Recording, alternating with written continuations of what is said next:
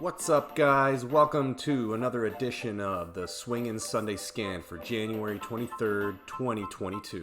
Last week we had some technical issues, so this week we're running with a new mic. I hope the audio is coming in loud and clear.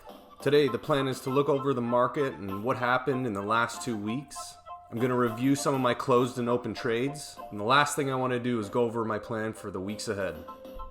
Before we get into it, guys, if you like this content, please hit that like button for the YouTube algorithm. Hit that subscribe button if you want to see more content like this. If you hit that bell, you'll get notifications anytime I put out new content. Thanks for watching, guys, and let's get into it. Alright, guys, we're looking at the SPY here, and what I'd like to do is basically take you day by day on what happened with the SPY over the last 2 weeks. My last Sunday scan, I was basically looking to go long. On the right, you can see my potential entry and exit. These were just areas that I was interested in. On Monday, we put in a green doji bar with a bottoming tail. My bias, again, was basically for a push higher. This kind of doji bar with that kind of bottoming tail was a good sign for my long bias. So at this point, I was feeling okay. What happened next was another green day, which was great.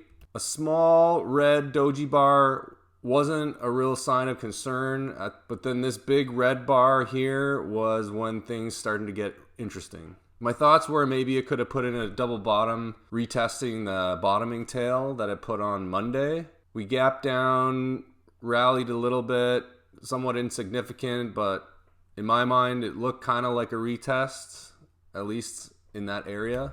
Gapped down again below the green bar, which showed signs of weakness, but again, I wasn't too worried because it looked like it could have been a potential retest of that. It could have been a retest of that 356 area. Once we broke below that 456 area, support was basically broken and things looked like they were going to unwind. But if you look here at the pivot around the beginning of December, there's a good 5 to 6 day period where there was a lot of chop and overlap and eventually a bit of a bounce up higher. So I was half expecting that was what we were going to see in the next few days. But we put in another wide range red bar to the downside. And again, on Friday, we put another wide range red bar to the downside, piercing 200 period moving average. All in all, guys, if the SPY was a show, I would say the last episode was a shocker. One way you could look at this shock is the fact that it broke significantly below that 50 period moving average and piercing the 200 period moving average. The other way you can look at it as shocking is the fact that it took over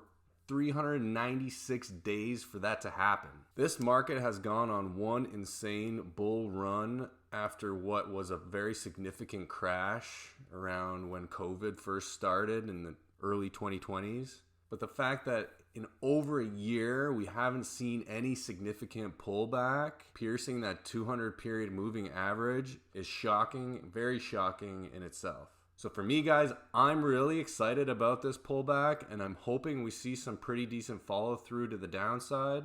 I'll go over on what my plan is on how to react to this pullback at the end of the video. Right now, we'll dive right into some of my open and closed trades. My first closed trade is the SPY. I took it long on January 12th, once it broke the highs of January 11th. The stop was pretty big on this one. I wasn't really expecting a full 3-hour return on it, but I tried to take as many long bounces off that 50 period moving average last year, so pretty much just following what I did in the previous year. I got stopped out once it broke the lows of that bottoming tail, so starting the year out with at least negative 1R. Next one, GRT.UN, Granite REIT. This one was a very similar idea to the SPY and literally stopped out in almost the exact same way. Next is FTS Fortis. This one, as well as the last one, GRT.UN, are all Canadian TSX stocks. This one was a similar pattern. However, I was playing a support level from a previous pivot high. The narrow range doji bars look pretty good. I drew my approximate entries and exits on this one. This one was a little more painful because I got tagged in just barely with that topping tail here on January the 13th and stopped out within 3 days. Those are my 3 closed trades. My first open trade, BSIG. We took this one on kind of like a breakdown pattern under the lows of this pivot here. We got hung up on some support. I drew in a blue line kind of depicting what this stock could do Not in a way trying to predict what it was about to do, but basically showing a pattern that I would be okay with the stock doing, which was basically bouncing off that support area slightly and then possibly a little consolidation and then breaking down below that support level with some force. Granted, we got some market help with the market crashing during those last 3 big red days, but with that support broken, it basically had room to free fall for a few days. So I'm happy with the way this one's performing. The problem is earnings is coming up. I haven't quite hit a 2R area yet, but likely what I'll do is take some profit at 2R and hope we get some momentum down to that 3R area before earnings. Either way, I'll be closing this out before earnings, and sometimes I like to close it a couple days beforehand because even before earnings, things can get a little dicey and choppy. Sometimes the volume could even drop before earnings with anticipation of what might be coming. So I'll see how this acts in the next few days, but what I will be doing is lowering my stop down to about $25.11 to protect my risk. And we'll see how this performs next week. And my last open trade is RGR. This one's performing pretty good. We are heading into this support area here. Earnings is farther away, but something to keep in mind. We don't have a lot of days for this to get all the way down to our target, so I might do something similar where I'll take partial or in and around the 2R area and hope for a full target at the 3R area. So all in all, guys, this year I'm starting out red with 3 red trades, and I'm currently unrealized about 1 to 1.5 R. Starting off the year red can be frustrating, but it's really important that you keep in mind your expectations on what your plan is, how well you're following your plan, and your expectations on how your plan performs over the long run. Starting off the year red can be frustrating, but it's really important that you keep in mind your expectations on what your plan is, how well you're following your plan, and your expectations on how your plan performs over the long run. If my 2 open trades all succeed and go to full 3R, that would be a plus 6R gain, which would mean that out of those 5 trades, I'd be up plus 3. 2 wins out of 5 trades, that's a 40% win rate, but with a 3-to-1 win to loss ratio, a 40% win rate is still profitable. I'll drop a link below for a video regarding your plan and how emotions can pull you away from following your plan. I think any trader could agree that starting off the year red, although might seem bad, it only makes sense as a trader to look at your plan and focus on following that. Everything else is psychology and noise. So the last thing I wanted to go over, guys, was my plan for the weeks to come. The first thing I wanted to start off with was not really a prediction or what I think should happen, but it's really just like a wish. What I'd really love to see this market do is to pull back all the way to that 350 area, not like a crash, because markets don't always crash when they're coming down. What I'm hoping we see is a bear market for around 8 to 15 months with some lower highs and lower lows, basically a nice downtrend all the way to that 350 area to give this market a break. I think that would create a lot of opportunities for swing trades, and it's something honestly that I've been waiting for a whole year. Whether or not the market comes down to 350 is just an if-then statement. So basically what I'm hoping is if we do get some kind of bear market where we can retrace down to or close to that 350 area, basically what I'd be looking for, guys, are sell setups where a stock are putting in lower lows and lower highs. Let me give you an example of what that looks like. Here's an example of what my ideal pop and drop would look like. ALIT was a stock that we called on our first week. If you look at this stock, from the highs have been putting in lower lows and lower highs. When a stock is in a downtrend like this, what I look for are pops like here at the end of December, playing it short with a breakdown to the downside. Things that make this kind of trade even sweeter is when we're popping into what was a support area over here, which now is resistance. Other things that make it great is when we're popping into some moving averages, which are generally on other traders' radars. I use MACD here as well, using the color changes on these histograms to give me an ideal entry point. But basically, my hope is that we do see a long-term bear market where I can take a bunch of these style trades as the market is trending down. Normally when the market sees a big drop,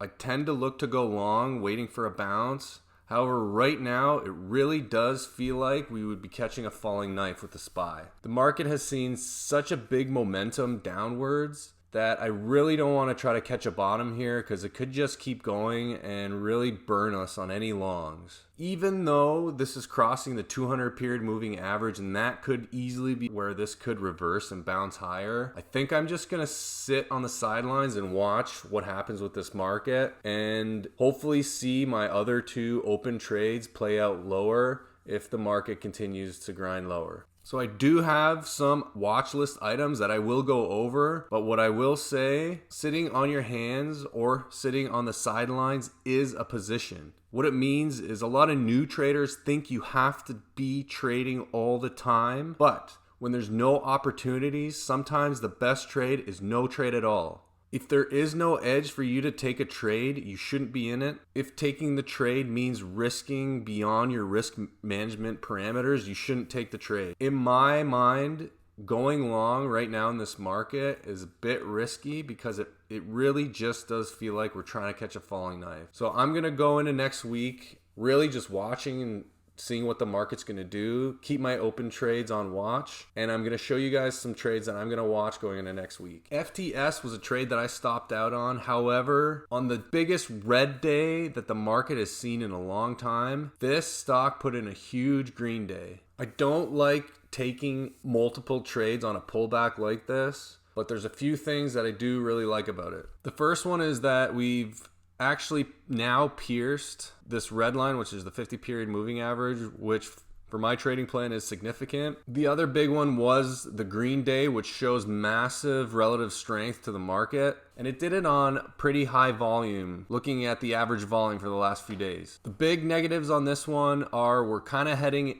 back into this what was a support area, which should now technically be a resistance area. The other massive one, which is probably why I'm just going to watch this one, unfortunately, is the correct entry would have been at 58.40, and we've since put in a big move away from that area. Something that this stock could do that would make me consider taking it would possibly be another retest of this support area of 57.60, putting in kind of like a double bottom, putting in a move something like this where it'll come back down and then bounce again. Sometimes double bottoms can be really powerful because if you think about it, kind of like they're battle tested. They've tested that area once and then they've tested it again. If it can hold the second time, it's almost like a confirmation that that area is significant and that there's buyers in that area to drive the price of the stock up. So I don't want to chase this one, but I will be watching it. And potentially if we see a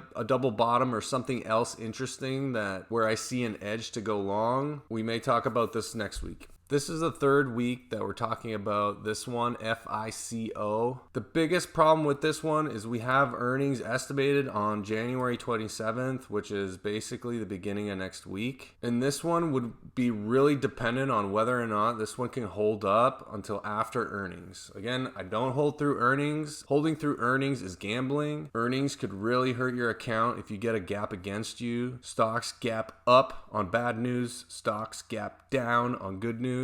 It's literally like rolling a dice. But if the stock can stay within the area of where this bottoming tail is from January 14th, I would likely look at this one going short. The best part about this stock is this weekly chart. This is honestly a perfect weekly sell setup for my trading plan. I'd be so happy to get in this short. Even if this one stops me out, I can't fault this one. I can't find something wrong with this. So there's only really two things that can happen right now is either this stock is going to go lower before earnings and we're going to miss this trade, or this is going to pop above my stop loss area before we get in the trade, which would then, for my plan, cancel this trade.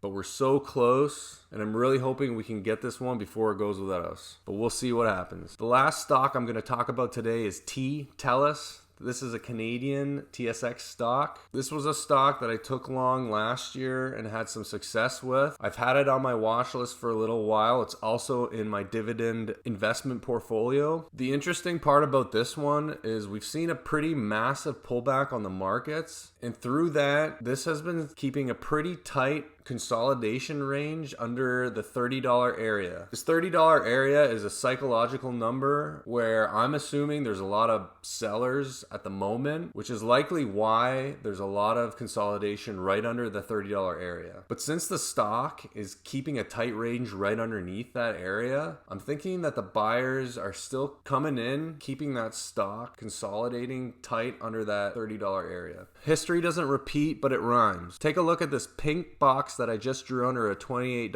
area. What did it do? It consolidated under this area, and after it broke out, it went on a $3 run. Will TELUS do the same? No one knows, but I'm taking this one on a breakout. If it can make it over that $30 area, my trigger is $30.09. I have my stop around the $29.23 area. If this breaks below that area and follows down with the market, I'm going to cancel this order. But if it remains strong, we might get a bounce with the market. And because this isn't really following the market that much, I'm not too concerned about market effects on this stock as much as others. That's it, guys. Thanks for tuning in. If you made it all the way to the end of the video, I appreciate it very much. Guys, if you love this content, hit that thumbs up for the YouTube algorithm. Please give me some feedback in the comments. I'd love to hear about your guys' trades. If you want me to review your trade, leave the ticker in the comments. If you want to see more content like this, hit that subscribe button. If you hit the bell, you'll get alerts for any time I put out new content. Thanks again, guys. Trade safe. Be well. We'll see you on the next one.